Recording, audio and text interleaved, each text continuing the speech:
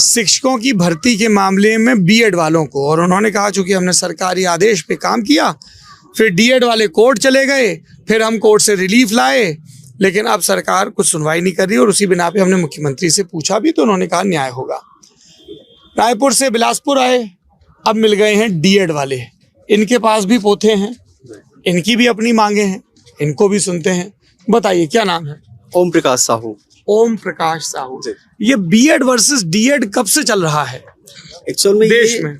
BEd versus DEd का मामला जो है 2018 से आया। जिस प्रकार बीएड को प्राइमरी शिक्षक के लिए पात्रता दी गई थी एक अधिसूचना के जरिए, तब से ये काफ़ी बड़ा विवाद हो गया, क्योंकि उससे पहले बैचलर बीएड को कभी अधिकार ही नहीं था प्राइमरी लेवल के लिए। लेकिन एनसीईटी ने एक अधिसूचना लेकर के आया, उन्होंने बीएड को भी प्राइमरी शिक्षक। जिनको नहीं पता तुम्हें पूरा बताना पड़ेगा। एनसीईटी मतलब?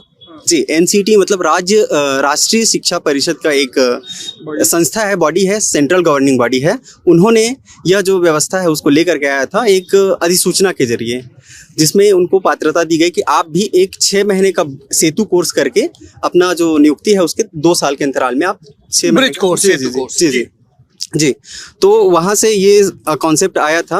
लेकिन एक्चुअल में कहीं भी ब्रिज कोर्स 2018 के नोटिफिकेशन के बाद, कुछ लोग बोलेंगे कि हुआ है करके, लेकिन मैं दावे के साथ कहता हूँ 2018 की नोटिफिकेशन के बाद कहीं भी कोई भी ब्रिज कोर्स एनसीईटी के द्वारा मान्यता प्राप्त संस्था से नहीं हुआ है।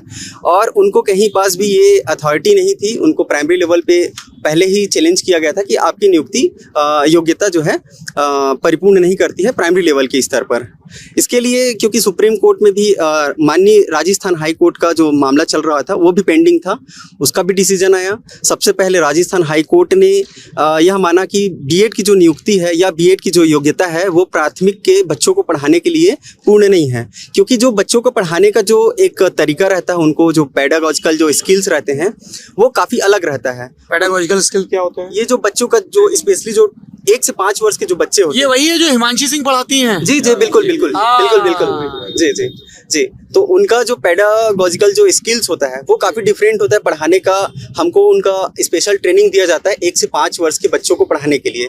लेकिन बैचलर्स के या बीएड के हैं तो उनको 5 से जी भाई कंप्लीट होने दीजिए। भाई साहब मिलिएगा ना? जी जी, कोई बात नहीं नहीं कोई बात नहीं। हम अरे आप जी जी, माइक मेरे हाथ में है, मैं सुनने आया हूँ। जी, पत्रकार के हाथी की तरह विशाल कान जी, और चींटी की तरह मुंह होना चाहिए, ऐसा हमारे उस्ताद ने कहा था। आप अपनी बात कहिए, उनको भी सुन लेंगे। जी, तो हमारी जो ट्रेनिंग होती है वो 1 से 5 और 6 से 8 तक के बच्चों को पढ़ाने के लिए होती है।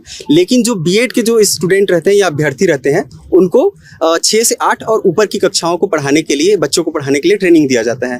तो ये उनका कम्प्लीटली डिफरेंट एक्सपेक्ट होता है, पढ़ाने का तरीका अलग होता है, जो कि बच्चों को 1 से 5 वर्ष के बच्चों को पढ़ाने के लिए काफ़ी केयर की जरूरत पड़ती है, काफ़ी अलग से उनको। इसलिए प्राइमरी में डीएड वालों को वरीता, क्योंकि they have been trained for this, और उन्हीं डीएड से प्राइमरी शिक्षकों की मेरिट एंट्रेंस के आधार पर भर्ती करनी। इसका मेन एक बेस है आरटी एक्ट 2009 में, जिसमें एक प्रावधान किया गया था, right to education act, RTE act.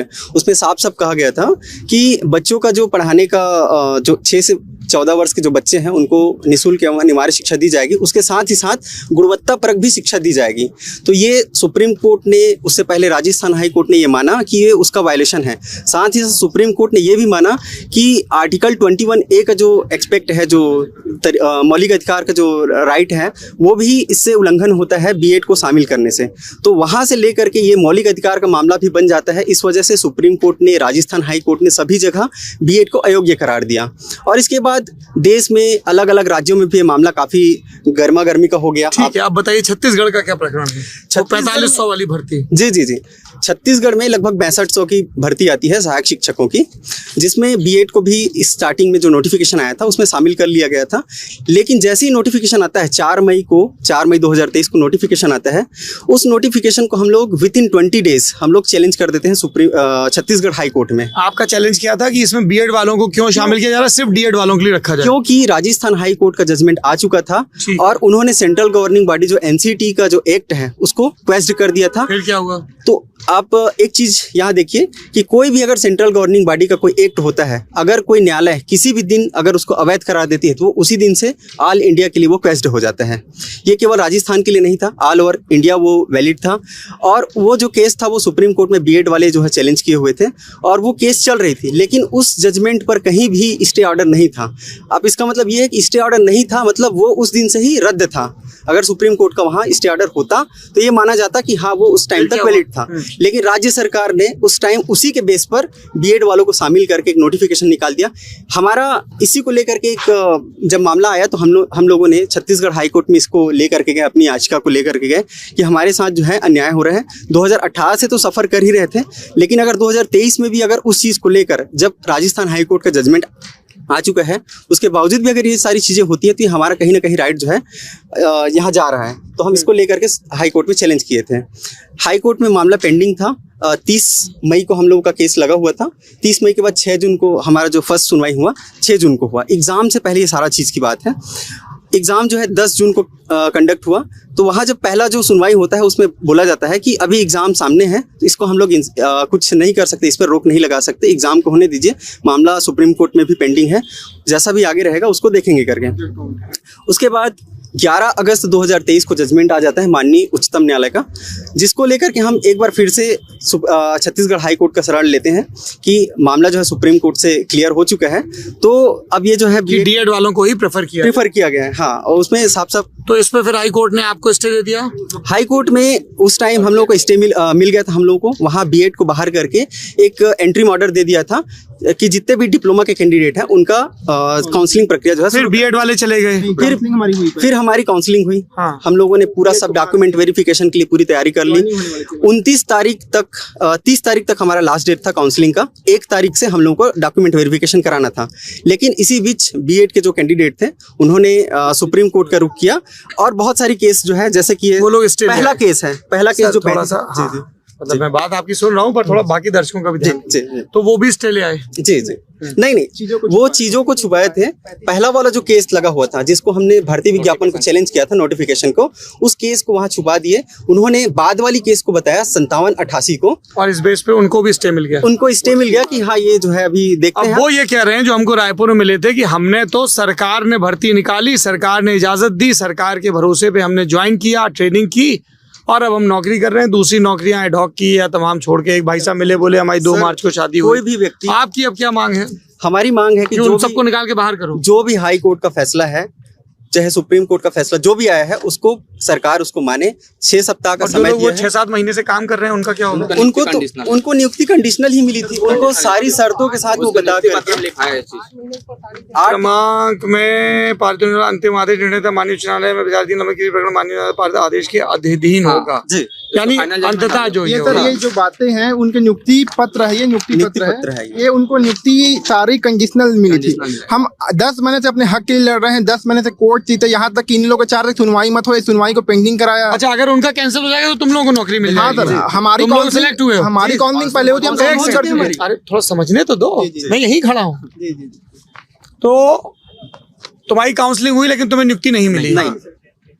तो तुम कह रहे हो कि वो 4500 हम लोग हैं और वो कह रहे हैं कि वो 4500 वो लोग हैं, ये मामला है। जी। योग्यता के साथ वो 4500 हम लोग हैं और अयोग्यता के साथ वो 4500 बीएड कैंडिडेट नहीं है, वो एक्चुअली 3500 हजार लोग। अच्छा, उसमें डीएड के थे? हाँ जी।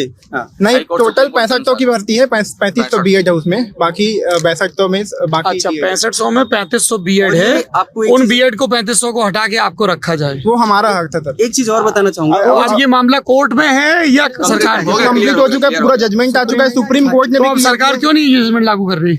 हम वही तो राजनीतिक शिकार पहले भी हुए, पिछले बार भी चुनावी। तुम लोग भी जाके ब्रजमोहन अग्रवाल से मिले, शिक्षा मिले, वो बोले कि कोर्ट के आदेश का पालन करेंगे बोले, लेकिन 6 सप्ताह का समय दिया हाई कोर्ट। अब वो उनको भी बोले बीएड वालों को न्याय मिलेगा। नहीं, हमको लगा कि सिर्फ बीएड वाले पीड़ित हैं, डीएड वालों को शिकायत ही नहीं। तुम लोग कल आए नहीं रायपुर, तो हमने सीएम से ही पूछ लिया, वो बोले न्याय संगत कार्रवाई होगी। ये लाइन देखिएगा, यहाँ पर लिखा है कि जितने भी अपॉइंटेड असिस्टेंट टीचर है उनको इलीगल एंड क्वेस्ट किया जाता है, उनके अपॉइंटमेंट जो है। ये सुप्रीम कोर्ट, ये हाई कोर्ट का डायरेक्शन है और स्टेट गवर्नमेंट को डायरेक्ट करते हैं कि रीअरेंज करे जो सिलेक्शन लिस्ट है। अच्छा, तभी वो लोग कह रहे थे कि ये चुनाव के दौरान ही काउंसलिंग होने वाली। क्या डेट दी है काउंसलिंग की उन्होंने? नहीं दिया सर 6 सप्ताह का टाइम दिया गया है विभाग को। कब पूरा होगा? ये 13 मई को खत्म हो 16 जाएगा मई को 13 मई को। तो तुमको क्या लगता है 13 मई के बाद काउंसलिंग होगी? Sir. High court supreme sir, court के अनुसार देना हाई- चाहिए सर हमको। नहीं तो होगी कि नहीं, क्या लगता है? बिल्कुल सर, हम लोग अपने हक लेकर। चलिए, मेरी शुभकामनाएं आपको। ये बड़ा लीगल मामला है। हो हाँ, गया। एक चीज और बताना चाहूंगा सर कि मामले को ये देखा जा रहा है कि उनको निकाला जा रहा है, ये नहीं देखा जा रहा है कि अपने हक के लिए जो लड़े हैं वो जीते हैं। कोर्ट में सर मामला जब चला है 8 महीने से। इसमें देखिए, मैं आपको बताता हूँ भाई साहब, क्या नाम है आपका? सर विकास कौशिक। मामला अब स्टूडेंट बनाम स्टूडेंट कर दिया है सरकार ने। हमने जब पिटीशन लगाई तो हमने किसी व्यक्तिगत रूप से नहीं लगाया। नहीं, हमने आपने नहीं लगाई। हाँ। देखिए, बीएड करने वाले भी विद्यार्थी हैं, Actually डीएड क्या- करने वाले भी हैं। सरकार अगर डे 1 से क्लैरिटी रखती, ये पहले भूपेश बघेल सरकार और अब विष्णुदेव साय सरकार, तो आप लोग वर्सेस में आते ही नहीं। नहीं सर, अभी भी लड़ाई व्यक्तिगत रूप से नहीं है अरे हमारा। हम मान रहे हैं कहाँ व्यक्तिगत है, actually- लेकिन अभी दोनों पार्टी तो स्टूडेंट ही है ना। एक्चुअल में क्या है, डिप्लोमा जो कोर्स होता है वो 1 to 8 के लिए हमको केवल यहीं तक अलाउ किया आप जाता है। तो 11वीं 12वीं में नहीं कर नहीं है, सकते हो, नहीं, बीएड जब- वाले तो जब कर सकते बीएड को पास तो हो। उनके ठीक पास बात, 12वीं तक के मौका, उसके बाद आगे मैं समझ गया साहू जी, आपकी बात पूरी रिकॉर्ड हो गई। हाँ भाई, एक भाई साहब ट्रेन चलवाना चाह रहे थे, कहाँ है? हाँ, अरे भाई